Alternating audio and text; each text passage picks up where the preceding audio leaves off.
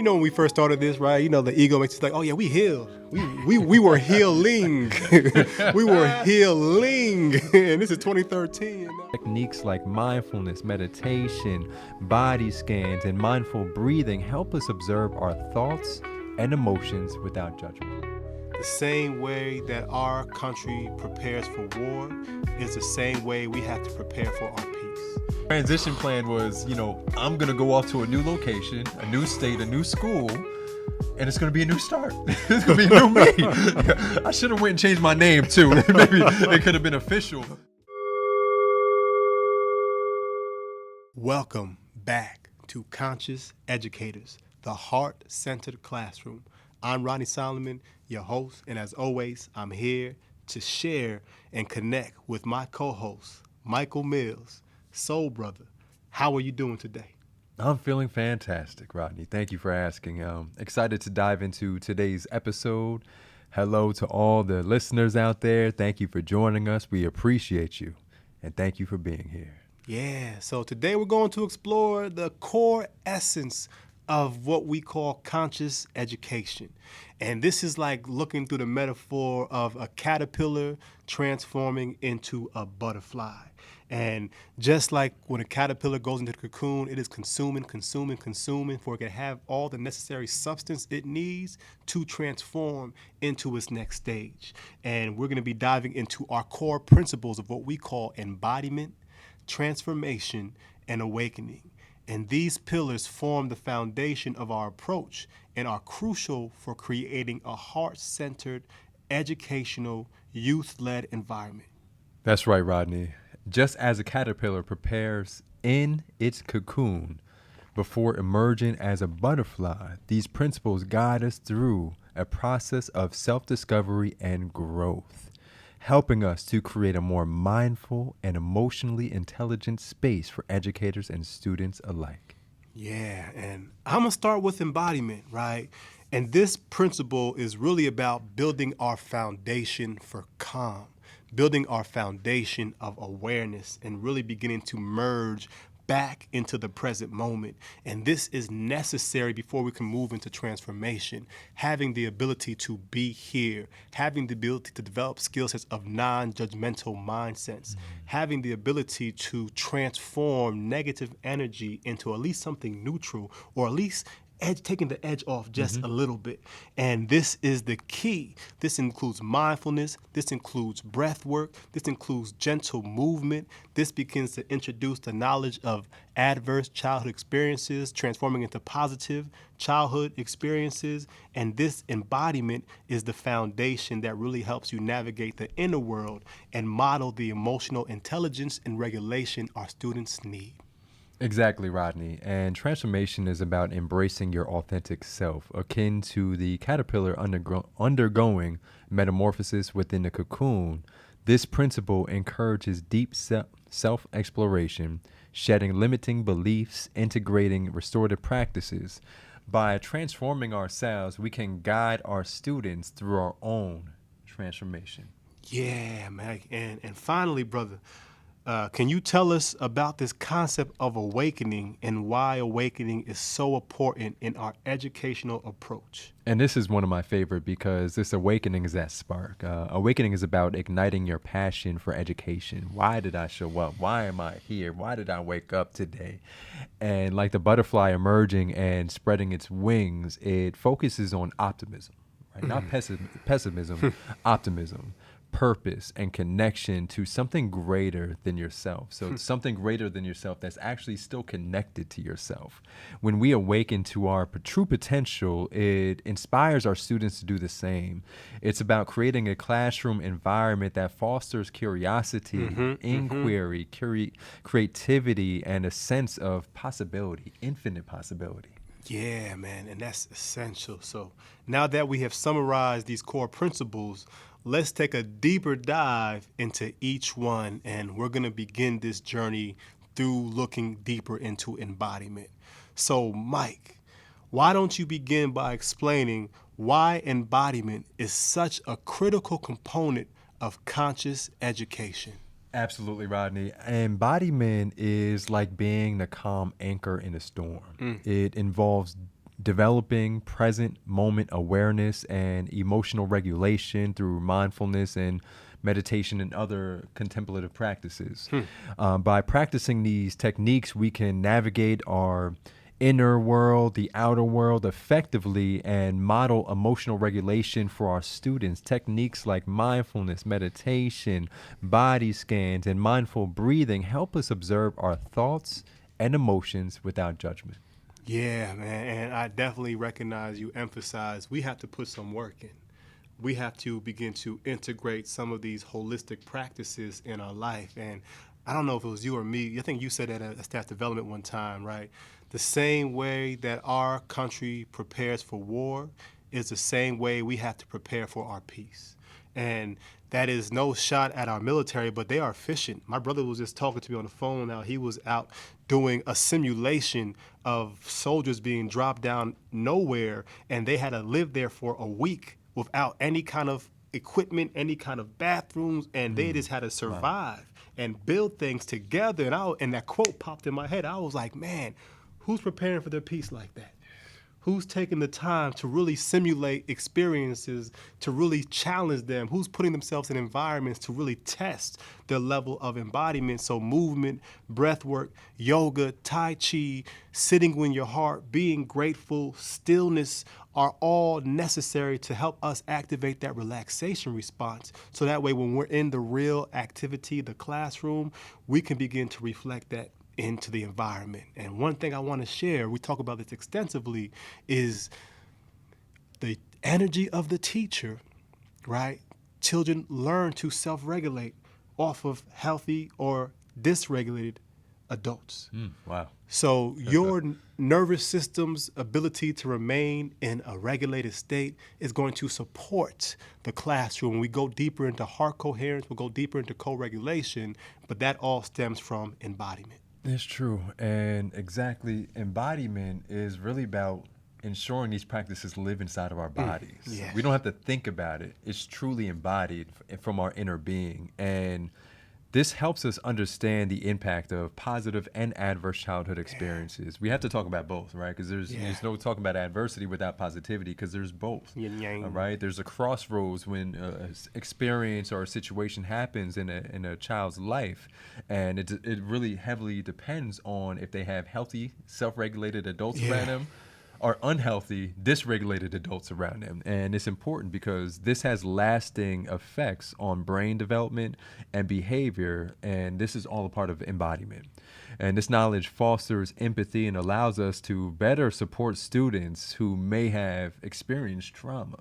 Do you have any stories from our time in Asbury Park where you may have witnessed it from either a teacher or our staff in real time, what a regulated and dysregulated nervous system does with the youth that they're working with? Yeah, I can tell you in real time, one of the biggest things I've seen for educators is when they're dysregulated and the class is dysregulated as well, it's just like it's a domino effect, right? Yeah. I'm constantly contributing to that dysregulation from my dysregulations, right? So when the class is talking, they're not paying attention, students are walking around. From your dysregulated state, you're screaming, sit down, right? There's no compassion there. There's no empathy there. There's no curiosity there to what's happening in that child's body. Maybe there's a lot of anxiety in that body where they need to move. They need to walk around. So we have to become more curious, right? And when I'm in a regulated state, I'm meeting those challenges with curiosity, right? So one of our staff members who are in those environments are sometimes heavy. It's not always kumbaya. And I think that's important for us to understand. It's not always kumbaya, even when we're on this path. But when we're from a regulated space and we're responding instead of reacting, we're becoming more curious. We're offering empathy and compassion. We're, understanding the child, and we're feeling, okay, there's something happening here. What can I learn from this behavior? And instead of shaming that individual, I can shame the behavior, which is a foundation of restorative practices. Yeah. No, that's phenomenal, man. And in order to be more responsive and less reactive in those situations, it sounds like you're saying, man, like I gotta learn how to be regulated, not just sitting in my couch at home when things are all kumbaya, but this has to be also in real time and being able to translate that. And I think that's dope because I remember our mindful moment rooms that we had in the school-based program in Asbury Park. Kids would sometimes just come in the room, not even say a word to us, but just like I just want to sit in here, and it just feels safe. I feel I can be myself. And there were kids that we didn't even bother. We just say, hey, how you doing? But now that we learned the knowledge afterwards, I was like, oh, we were creating a field of coherence. There was a room of co-regulation. Everybody in that space. So phenomenal insights, Brother Michael. We can continue to go on. I think there'll be a lot more added around the conversation of that's an episode within itself, the ACEs episode, right? And the PACEs, that's the word we're going to be striving to. But let's move into transformation. And this is really about going into the shadows, right? If you learn about trauma, almost, they say majority of Americans at least have one ACE. Yeah. You know, we all have some shadow. We have parents that have trauma that have not been healed. We all growing up in society where healing was not cool. Talking about your pain was not something that we should be doing. So tell me about this shadow work, the shedding of limiting beliefs, the integrating of restorative practices, and what it's like to be in the cocoon phase of this philosophy and going into the metamorphosis. Can you elaborate a little bit more on transformation? Yeah, of course, of course. Transformation really invites us to do the necessary inner work to be our most authentic selves. Yeah. This is the shadow work. It involves practices like shadow work, and when we're looking at our shadows, not from a distance and not running away from them, but really from an integrative perspective, because we're not running away from them, we have to integrate our shadows. There is no light without shadows, and vice versa. So we have to understand shadows reflect the light, and where we uncover and integrate unconscious patterns. You know, what happened as a child? You know, what was I feeling? What was I experiencing as a child that is actually contributing to who I am as an adult? And this is connected to our limiting beliefs about ourselves and about the world. If I don't believe that I am redeemable, how can I believe that and extend that to my community? Right. So when I believe that I can transform and I had the ability to step into the best version of myself, I'm inviting others to do the same from an authentic space. And by doing this, we could become more genuine and effective leaders. Techniques like finding our own compass, our inner compass, or our true north help us identify our life values and define personal mission statements that really support our purpose of why we're here on this earth. And this clarity helps us to really guide our teaching practices with purpose and love and compassion. Yeah, no, that's real. And as you were speaking, right, because, you know, when we first started this, right, you know, the ego makes us like, oh, yeah, we healed. We were healing.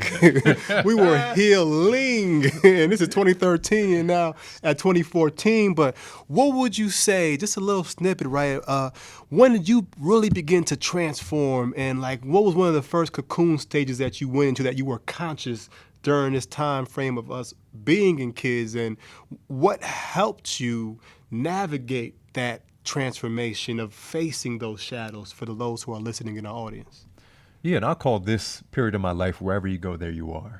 And because I strongly felt that I could just run away from the pain that I was feeling. And this was my freshman year of college. This is the first time I'm really conscious about a lot of things happening in the family that I haven't unpacked for so many years. And I'm just drowning in. I'm turning to risky behaviors. We know that through ACEs. And I'm just hiding myself in those behaviors. And at some point, everything begins to overflow. And that overflowing time came to me my freshman year of college, and that's where I was deeply depressed. I was going through a lot. I was feeling a lot, and I actually did something positive. I went and looked for help, and I went to counseling on campus, and talking about my feelings, which I never did in my life, unless I was under some substance and it was just pouring out of me. Talking about my feelings was like, oh, this feels good. I'm talking to a stranger. I have no idea, and it actually was safe because this person couldn't judge me for what I was feeling and what I was saying, but I was just releasing it, and it was powerful because as I'm releasing my story, I'm like, oh, this is very powerful, but I didn't integrate my story. And I remember at the end of that, it was probably 6 to 8 sessions. I don't know how long it was, but I remember that therapist, that counselor, and we're talking about our plan, our transition plan. And this is a well-known story if you've been around me. The transition plan was, I'm going to go off to a new location, a new state, a new school, and it's going to be a new start. It's going to be a new me. I should have went and changed my name, too. Maybe it could have been official. Milwaukee. But I went to a different state, and I was deeply depressed there. I'm sorry. I'm not laughing at your depression. But it's a funny story now, because now I know wherever you go, there you are. And my pain followed me. And the only difference now is I'm alone. I have no support around me. I don't know anyone. I'm in a new school. I'm in a new state. And that's where I was like really deeply internally depressed. And I remember that time because I stopped showing up to life. And not too many people know this part of my story, but at the end of that freshman year in college, I stopped going to school. There were 2 finals I didn't go to. I just didn't go. I was deeply depressed. I was, and that had an impact on my GPA. Where if you go there, you are. Right? But I went to a new school. That's real, though. And I was still hiding. Midway through the semester, I was about to walk on to the basketball team. I hear this part. Yeah, right? I hear this part. I was practicing with the team, everything, right? Oh. I stopped showing up. Deeply depressed.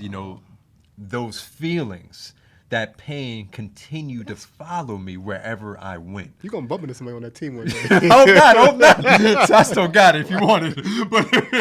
But I stopped showing up. I stopped showing up to school again. There were probably 3 classes. The 3 of those classes I really enjoyed too, but I couldn't enjoy it fully because I was depressed. And I stopped showing up. And around that time, I also was developing illness within my body. The beginning stages of MS. And, long story short, that's where it was like kind of like something shook me up. Something shook me up. I didn't want to live like this anymore. Like it was bleeding out of my body. And it brought me back to Jersey because I needed to see medical and go to doctors and stuff like that. And it brought me back to Jersey, but it brought me back to Jersey with a purpose. To live like there's no tomorrow. Still in that purpose, I wasn't fully healed, but I was healing. I was now aware, like, okay, we can't just hide from this. So that was definitely a pivotal time in my journey that really contributed to where I am now. That was a divine story, and I'm sure we'll definitely touch base more on the journey, but it seems like the shadow's like a hidden weight. Like, so if you want to pretend like it doesn't exist, it's going to weigh you down. And as you were sharing, even as you may jump to a different space and time, right, wherever I go, there I am. So what were some of the techniques in that transformative space, right, that really helped you transform the ego version of who you were and help you dissolve those negative self-perceptions and really were crucial in that transformation stage, that really began the phase of awakening for you and for those who might be listening? I say step 1 was definitely self-awareness, because now I couldn't hide from myself. I had to see myself in all my suffering and all that I am, but also Write that down. See my glory too, because there was something that brought me to a space that said, you know what, I'm not going to endure this anymore. I want to be something more, and I want to do something more with my life. I'm not afraid. I'm not afraid. But it was definitely transformative, and at that time, I was also like, poetry's been a lifelong practice of mine that helped me heal in so many ways, in so many areas of my life. I was writing poetry like there was no tomorrow. And I remember poems like, "Who was that little boy?" Or, "Men with Depression." And, these were titles to some poems I was writing. And I was writing like there was no tomorrow. I was writing daily. And so journaling and poetry were definitely an outlet that helped me. But at that time, I was also starting to do the introspective work of looking within myself. And some of the gurus that are very popular nowadays, the Dalai Lamas, the Deepaks, great people, offered a way for me to like access meditation in a accessible way. So starting with like 5 minutes, and you're like, Yeah. man, 5 minutes felt like eternity, of sitting with myself, or even like seeing some things I didn't want to see and just coming out of meditation in tears. Yeah. And it was just a powerful time of my life. But, meditative practices, just self-awareness, looking within yourself. But that's when I also started learning the power of the breath, and as well, I didn't know anything of breath work at the time. Poetry was definitely number one for me, but mindfulness, being present with suffering, and mindfulness not in his popular terminology and definition of just Be here now. be present and everything's kumbaya. No, being present and being intentionally present with everything that's happening. Right? Because if I learned that back then, right, of being present with my suffering, I would have held it a little differently, because there would have been a little bit of compassion around the mindfulness, right? Yeah. And it was just a powerful time for me to start the journey I am on now. No, that's beautifully said, and like really summarizing what you were sharing and really bringing a little bit back to embodiment. Embodiment is so key for, like Brother Mike was talking about, to sit and see yourself fully. You have to have tools to keep you regulated. Like when you see that pain from your childhood, when you see those memories that you put away for a reason, and you don't know how to control your breathing, you don't know how to be here, they will control you. But when you have that awareness and self-regulation, you can sit with it, and you can realize those memories, that pain is not as big as bad as you thought it was. And once you had that practice, it seemed like the journaling, the poetry, the expression, authentic, because I've read some of your poetry, I've heard you speaking, and you're not just doing some poems like Ring Around the Rosie or Roses are Red, Violets are Blue. You're talking about like, man, like the things that men don't even speak about. So having authentic expression is a key component that we talk about in transformation, is expressing yourself authentically. And as we evolve continuously in this stage of transformation, and you learn the breath work, the tools, and learn to facilitate and share those techniques with those folks around you from a place of lived experience. Because one thing we do see, right, everyone got a yoga certification, everyone got a mindfulness certification, a breath work coach certification. That's great, right? But the real essence comes from those folks who are sharing that with you from a transformed space. And we really didn't teach a lot of folks to teach mindfulness and breath work at an early stage. We still kind of don't do that now and just go to schools and say, hey, here's a package and just do it, because we know how important it is to introduce the ACEs in that transformative space. So this is phenomenal. And now, as we have finally walked through transformation, right? Sometimes it's the dark night of the soul, the cocoon phase. But if you can know what's on the other side and what you're going to awaken into, this is the fruits that happens over and over and over again. So, Brother Mike, can you give us some insight around what we mean by awakening, and just giving a little taste around that concept of the pillar of conscious education? Yeah, and awakening, it really is the spirit of it all, right? It's the spirit. It's the thing that we don't talk about, and we have to talk about it, right? This is some of the necessary conversations we have to have. But awakening focuses on cultivating optimism, purpose, and connecting to something greater than yourself that's actually still a part of yourself. So it's an extension of yourself that is really connected to things around you, the world around you. And it's beautiful, because as we are rekindling our passion for education and creating an inspiring classroom environment, a more loving, compassionate space for individuals not to just learn, but to heal, to thrive. These techniques like visualization, right? Visualizing your future, visualizing who you want to be, visualizing your metamorphosis as a butterfly, heart coherence practices, deepening our connection to our heart and coherence, since everything is working together, right? And the heart coherence, that's part of your body that's extending several feet outside of your body, influencing other nervous systems, right? Through co-regulation and that the power of co-regulation, how I can really help regulate a space by just regulating myself. And just these techniques that we can bring into the classroom that really changes the mindset, the heart set of the classroom, we can really change the world, right? We're not just changing the dynamic of trauma. We're changing how individuals show up to community, and how we really embody these simple and practical tools that could really transform and awaken us to our greatest self. Man, that's powerful, and I'm gonna rewind it because you whispered this word spirituality and awakening, right? And you've been doing a lot of work. Michael has been a part of the Transformative Educational Leadership group for. I said it right? Yeah, Transformative Educational Leadership.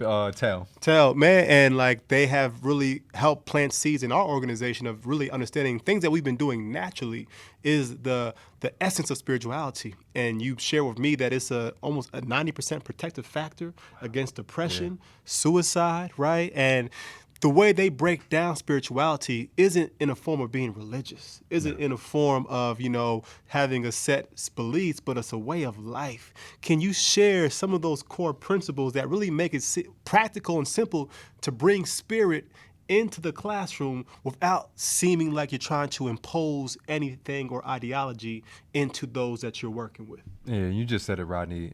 Spirituality that we're talking about is not religion. Yeah. Right? It's connection. And let me first give acknowledgement to Dr. Lisa Miller, author of The Awakened Brain, who has 25, 30 years of impeccable research around spirituality and the neuroscience of spirituality and how spirituality is actually the most effective protective mechanism against trauma, as you mentioned, substance and depression. But the spirituality we're talking about and the way Dr. Lisa Miller brings it into her work is it's innate. Yeah. It's born in our human capacity. It's all of us. It's a part of the neural network in our brain that's actually where depression lives. Is actually where spirituality lives. Two-sided coin. Yeah, two-sided coin. So as she speaks about it, she's talking about spirituality and individuals who have come to her who are experiencing depression and experiencing trauma as a starvation for spirituality, a starvation for something greater than ourselves. And this capacity of this neural network could be in a depressed state or an awakened state. And she actually talks about two modes of being that are crucial to every human being, that we have both of them, but some of us are overstimulated on one and have less of the other. She talks about the achieving awareness and the awakened awareness. Yeah. Achieving awareness is where the world is right now. It's competition. It's showing up on time for work. We need that. It's going after that promotion. We need that. It's about striving for more. We need that. But it also sees separation, right? It's me versus you, right? And that achieving awareness, if I'm overstimulated, if I'm only seeing life in achieving awareness, I'm missing out on life. I'm missing out on the possibilities of connection, right? Because achieving awareness will divide us.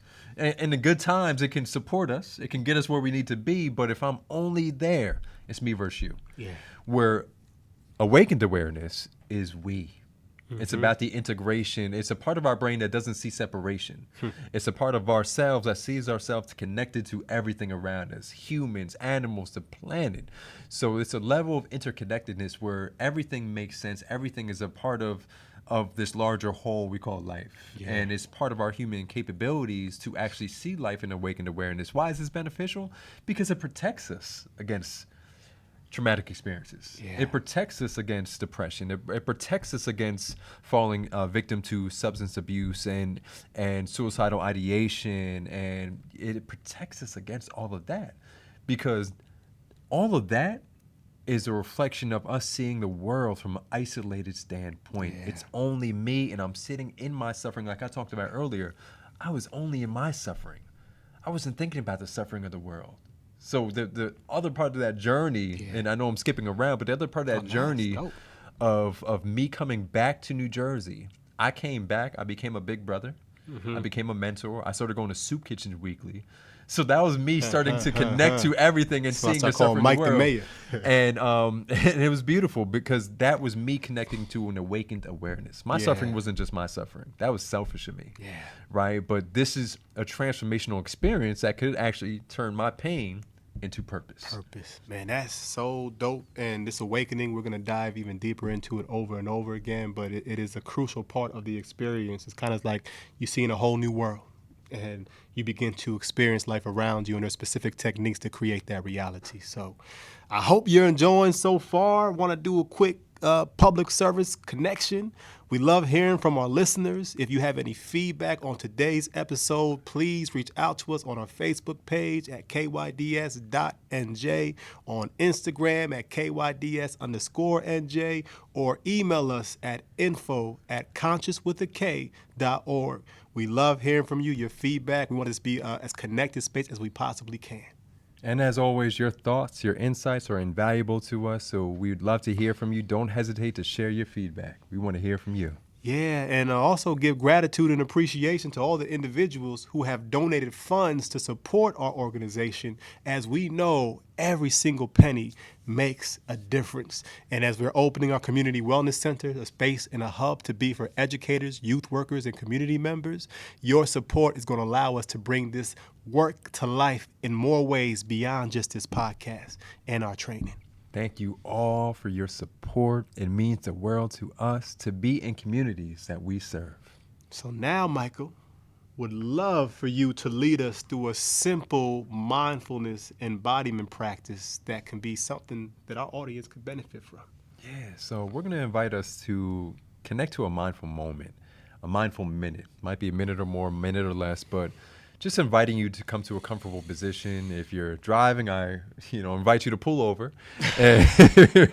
All right, or if you're in traffic, this is a great time to use it as well. If you're in the kitchen, if you're at home, if you're in school, just inviting you to come to a comfortable position, whatever that means to you, whether you're sitting up, standing up, laying down. And just allow your body to be at ease. Allow your body to be relaxed. If you feel safe, if you feel comfortable, you can close your eyes. And once again, relaxing your body, the legs, the spine, the shoulders, the arms, relaxing the entire face, allowing your jaw to be natural, relaxing the cheekbones, the eyebrows, and the eyelids. And just allow everything to flow. Allow everything to just melt and let go.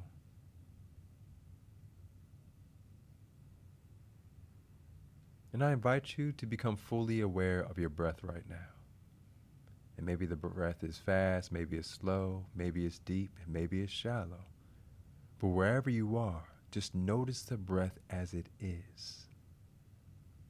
And noticing the qualities of the breath. Noticing the qualities of the inhalation, the exhalation. And noticing the location of the breath as it flows into the lungs. Maybe it's the top of the chest, middle of the chest, bottom of the chest. Just notice the breath as it is. And as a community, I'm going to invite us to take one deep anchor breath in through your nose and out through your nose. And by anchor breath, I mean a breath that flows in through your nose and down to the bottom of your belly, expanding the belly like a balloon. And as you exhale, we're going to release the breath from the belly back at the nostrils. From wherever you are, let's take a nice deep breath in through your nostrils, down to the belly. And maybe you hold it at the peak. And softly exhale out, back out the nostrils.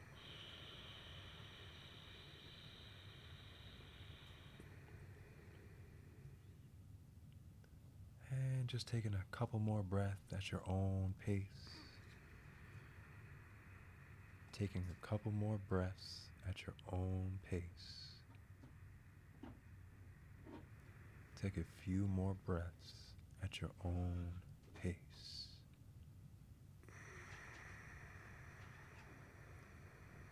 And after your final exhalation, I invite you to relax the breath, reconnect to yourself, and just notice how you feel right now. Inviting soft movement back to the toes, back to the fingers. And when you feel ready, I invite you to softly, softly open your eyes.